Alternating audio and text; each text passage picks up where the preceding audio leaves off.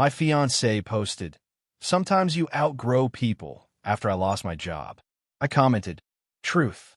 Then I got hired at double my salary and started dating my new boss. Her DMs when she saw us at the company gala. Original post. 31 male, got laid off on a Thursday. Tech company restructuring. Last hired, first fired. The usual corporate nonsense. 5 years in software development. Decent at my job. Making $78,000 annually. Not rich, but comfortable.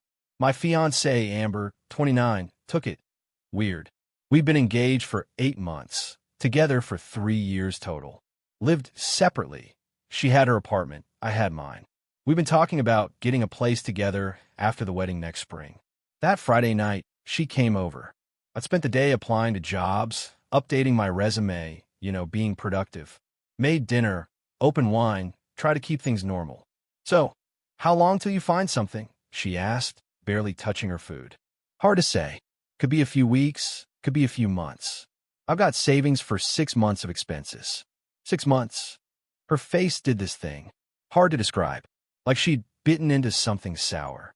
Yeah, been saving specifically for emergencies. I'll be fine. She left early. Said she had a headache. Saturday morning, scrolling Instagram. There it was. Amber's post. A photo of her at some coffee shop, looking contemplative. Caption. "Sometimes you outgrow people, butterfly. Not everyone can match your energy and ambition. Choose yourself." Hashtag growth, hashtag moving forward, hashtag know your worth. Posted 4 hours ago. 32 likes already. Her friends commenting, "Yas queen, and you deserve better." My phone buzzed. Text from her. "We need to talk." Called her immediately. "What's this post about?" "Ethan, I've been thinking. With everything happening with your job, I don't think we're in the same place anymore. I lost my job 2 days ago. I know. And it made me realize we want different things. I'm building a career, moving up at the firm. I need a partner who's on my level." The firm. She was an HR coordinator making $52,000. I'd literally been making more than her until Thursday. "So you're breaking up with me because I got laid off?" "I'm ending things because you don't have a drive I need in a partner." This just clarified things. Hung up. Stare at my phone. 3 years. 3 years, and the moment I hit a bump, she's out. Opened Instagram. Looked at her post again. All those comments. Her smug photo. Commented, "Truth." Then blocked her on everything. Update 1. 2 weeks after the breakup, I got a call back from a company I'd interviewed with before getting laid off. They'd just gotten funding and were expanding fast. The CEO, Veronica, 34, interviewed me personally for a senior developer position. Interview went well. Really well. She was sharp, asked actual technical questions instead of the usual BS, and seemed genuinely impressed with my portfolio. We talked for 2 hours, way longer than scheduled. The position is $165,000 base, plus equity and full benefits. "Can you start in 2 weeks?" I try not to look shocked. That was more than double my old salary. "Yes, absolutely." "Great. Welcome to the team, Ethan." Shook hands. Left feeling like I'd won the lottery. Started the job 3 weeks post-breakup. The company was smaller, about 30 people, but growing fast. Veronica was hands-on, brilliant, and surprisingly easy to work with. We clicked professionally right away. First month flew by. The work was challenging but satisfying. Team was solid. In Veronica, she was impressive. Built the company from nothing, turned down acquisition offers, genuinely cared about the product and the people. We started getting coffee between meetings. Then lunch. Nothing unprofessional, just 2 people who got along. 6 weeks in, working late on a deadline. Just me and Veronica in the office around 9 p.m. "You want to grab dinner?" she asked. "There's a Thai place that's still open." We went. Talked about everything except work. Her divorce 2 years ago. My recent breakup. Shared horror stories. Laughed a lot. At the end, walking to our cars. This was nice. We should do it again sometime. Off the clock. She smiled. "I'd like that." We started seeing each other. Carefully. No PDA at work. Kept it professional during business hours. But outside, we fit. She got my sense of humor. I appreciated her drive. It just worked. 2 months after I started, The company holiday gala was announced. Big deal. Investors, clients, fancy venue. Partners encouraged. Want to be my date? Veronica asked over dinner one night. People will talk. People always talk. I'm the CEO. You're senior developer. We're both adults. And honestly, I don't care what they think. Then yes, the gala was in 3 weeks. Black tie, open bar, the whole deal. Meanwhile, I've been completely offline from Amber's world. Blocked on everything. Mutual friends had picked sides or stayed neutral. I had no idea what she was up to. Then, 2 days before the gala, I got a DM on LinkedIn. Amber, hey, hope you're doing okay. I've been thinking about you. Ignored it. Next day, another. I heard you found a new job. That's great. Maybe we could grab coffee and catch up. Still ignored. Day of the gala, my phone buzzed. Text from an unknown number. It's Amber. Got your number from Kevin. Please don't block me. I miss you. I made a mistake. Kevin, my former co-worker. Guess he'd given her my new number. Cool. Blocked the number. That evening, getting ready for the gala, Veronica texted, picking you up at 7. Wear the navy suit. Bossy. You like it? Fair. The venue is gorgeous. Downtown, fancy hotel ballroom, champagne everywhere. Veronica looked incredible. Black dress, confident smile, absolutely in her element. We walked in together. Her hand on my arm. Casual but clear. About an hour in, mingling with investors, I saw her. Amber, in the corner, wearing a red dress that was trying way too hard, staring at me with her mouth literally open. Took me a second to put it together. The event was semi-public. Some tickets were available for purchase by people in the industry. She must have found out I'd be here and bought one. She started walking over. Ethan. Veronica looked at me. I shook my head slightly. She got immediately. Ethan. Oh my God, I didn't know you'd be here. Amber's voice was too loud. People were looking. Amber, you look amazing. I mean, you always did, but she noticed Veronica. Oh, hi. Veronica said coolly. I'm Amber. Ethan's. She paused. We're old friends. Veronica, Ethan's girlfriend, and his boss. Nice to meet you. Amber's face did something amazing. Shock, confusion, anger all at once. Your girlfriend?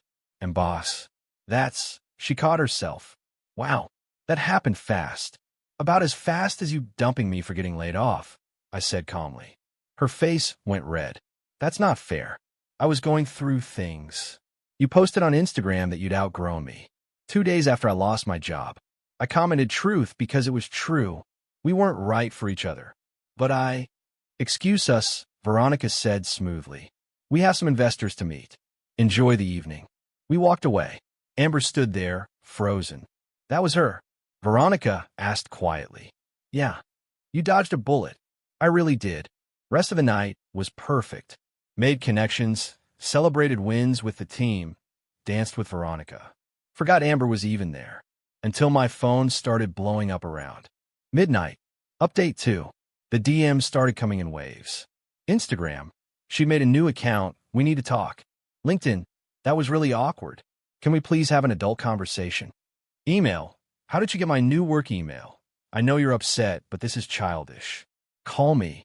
Another text from a different unknown number. Ethan, seriously? Your boss. That's so inappropriate. Everyone's going to think you slept your way into that job. Showed Veronica the messages. We were at her place, post-gala, still in formal wear. Block everything, she said. And if she contacts you at work, that's harassment. Blocked the Instagram account. Blocked the new number. Set my LinkedIn to only accept messages from connections. Monday morning at work, the office manager pulled me aside. Hey, weird question. Did someone named Amber try to contact you this weekend? Yeah, my ex. What? She called the office number Saturday morning asking for you. Said it was a family emergency. I told her I couldn't give out employee information. She got aggressive. Sorry about that. She showed up at the gala Friday night. It's handled. Okay, just want to give you a heads up. Let me know if she becomes a problem. Tuesday, things escalated. Got a message from Kevin, my old co-worker, who'd given Amber my number. Dude, Amber's telling everyone you're dating your boss, and it's a whole scandal. She's saying you got fired from our company for misconduct and landed on your feet by manipulating some desperate older woman. Just wanted you to know what she's spreading. Called Kevin immediately. That's completely false. You know that, right? I was laid off in the restructuring. And Veronica's 34, only 3 years older than me. Also, none of this is Amber's business. I know, man. I told her she was being crazy, but she's on some crusade. Thought you should know. Thanks for the warning. Told Veronica. She was pissed. That's defamation. We could. Let go. Anyone who knows me won't believe it. And anyone who doesn't matter. She calmed down, but wasn't happy. Wednesday brought a new development. Email from an unknown address to my work account. Subject, concerned colleague. Dear management, I have concerns about the relationship between Ethan, last name, and CEO Veronica, last name. This appears to be a clear conflict of interest and potential favoritism. Ethan was hired under suspicious circumstances shortly after being terminated from his previous position. I believe this relationship began before his employment and represents a serious ethical violation. Please investigate immediately. It was unsigned, but obviously Amber. Forwarded it to Veronica. She forwarded it to our COO and HR. HR called me in Thursday morning. Ethan, we received a complaint. Can you walk me through your relationship with Veronica? Explained everything. When I was hired, before we started dating, how the relationship developed, that we kept it professional at work. And this person making the complaint, my ex-fiancée, she showed up at the gala, found out Veronica and I are together, and has been harassing me since. Do you have documentation of the harassment? Showed her everything. The messages, the calls to the office, Kevin's warning about the rumors. Okay, this is clearly a targeted campaign by someone with a personal grudge. We'll document this, and if she continues, we'll pursue legal action. Your relationship with Veronica is fine. You're not in her direct reporting line, and it didn't affect your hiring. You're good. That afternoon, Veronica got served with a cease and desist letter from Amber's lawyer, claiming intentional interference with prospective economic advantage, her relationship with me, apparently, and defamation. Not sure how, since Veronica hadn't said anything publicly. It was the most ridiculous legal document I'd ever seen. Clearly written by some budget attorney who took Amber's money without asking questions. Our company lawyer reviewed it and laughed. This is garbage. She has no case. Want me to respond? Please, Veronica said. The response was beautiful. Methodical breakdown of why every claim was baseless. Timeline proving Veronica and I got together after Amber ended our relationship. And a counter threat of harassment charges if Amber continued contact. Sent certified mail. Radio silence for 3 days. Then Friday evening, I'm at Veronica's place making dinner, and my phone rings. Unknown number. Against my better judgment, I answered. Ethan. Amber. Drunk. Definitely drunk. How did you get this number? Doesn't matter. You ruined my life. Everyone thinks I'm crazy. Brandon broke up with me. Who's Brandon? My boyfriend. He said I'm obsessed with you. But I'm not.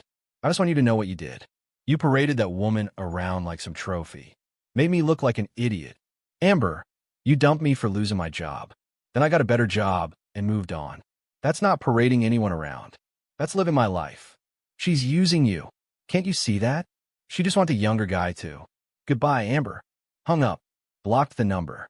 That was her. Veronica asked from the kitchen. Yeah, she's spiraling. Good. The next week, Amber made one final move. Created a burner Instagram account and posted a long rant about narcissistic men who use successful women as status symbols and companies that enable inappropriate workplace relationships. Didn't name names, but tagged the company account. Our social media manager flagged it. Legal sent another cease and desist, this time threatening a restraining order. That finally shut her down. Final update. It's been 4 months since the gala. Amber's gone completely silent. Heard through Kevin that she moved to another city for a new job. Fresh start, apparently. The rumors she tried to spread went nowhere. Turns out most people in our industry are adults who don't care about other people's relationships. The few who tried to make it dramatic got shut down pretty quick when the timeline became clear. Work's going great. Got promoted to lead developer last month. Merit-based, documented performance reviews, the whole thing above board. Veronica made sure everything was handled properly, specifically to avoid any appearance of favoritism. The relationship's solid. We moved in together 3 weeks ago. Her place, because it's bigger and closer to the office. Some people at work know, most don't care. We keep it professional during business hours, and that's enough. My mom loves Veronica. Dad's impressed by her business success. My friends are just happy I'm happy. Ran into one of Amber's friends at a coffee shop last week. Girl literally turned around and left when she saw me. Guess Amber's version of events didn't survive contact with reality. The irony isn't lost on me. Amber dumped me because I lost my job and she thought I lacked ambition. 3 months later, I'm making triple what she does and dating someone who actually built something from nothing.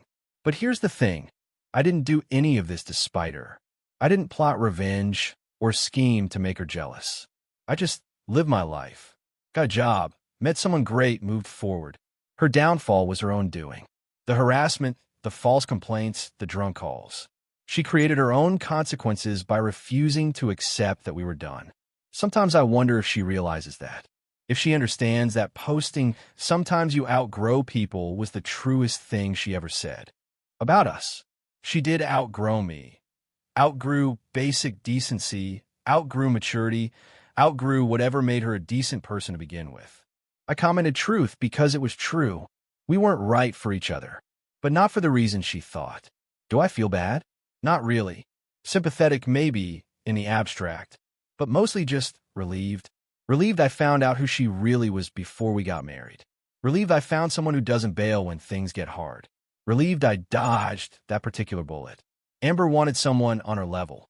She just never realized her level wasn't as high as she thought it was. And me? I'm exactly where I need to be. Better job, better partner, better life. Truth.